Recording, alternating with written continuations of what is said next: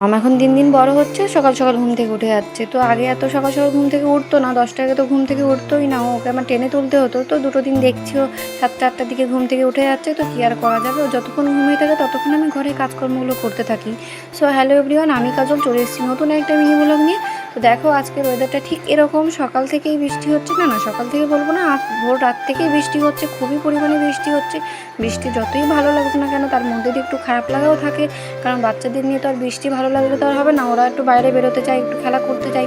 তো এতটাই বৃষ্টি হচ্ছে, ওকে নিয়ে বাইরে তো বেরোতেই পারছি না, ওই জন্য ঘরেই দুষ্টুমি করছে। আর তো দুষ্টুমি শেষ নেই, আর আমি একটু জামা কাপড়গুলো একটু গুছিয়ে রাখছিলাম।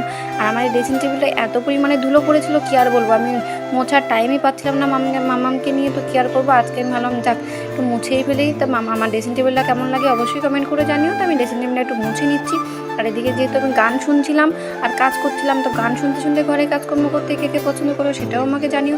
আমার তো খুবই ভালো লাগে গান শুনতে শুনতে ঘরে কাজকর্ম করতে। আর এদিকে তো মা আমি একটু দুষ্টুমি করে নিচ্ছিলাম, একটু নাচ করে নিচ্ছিলাম। তারপর তো দেখো আমার ড্রেসিং টেবিলটা গোছানো হয়ে গেছে অলরেডি প্রায়। তারপর তো দেখো আমাকে কেমন লাগছে দেখো। তো আমার গায়ে তো ভীষণই পরিমাণে ধুলোবালি, তো কী আর করা যাবে, মাম্মাম তবুও দেখি আমার কোলে আসার জন্য বিরক্ত করছে, তো ওকে আমি ওইভাবেই কোলে নিলাম। তো দেখো আমার ড্রেসিং টেবিল অলরেডি গোছানো হয়ে গেছে। আমি এখন হাত পা ধুয়ে এসে মাম্মামকে একটু পড়াতে বসেছি। আর মাম্মাম তো এখানে বই পড়ছে, ওকে যা দেখাতে বলবো সেটাই দেখাবে, কথা বলতে না পারলেও হাত দিয়েও দেখাতে পারে। টাটা, দেখা হচ্ছে নেক্সট।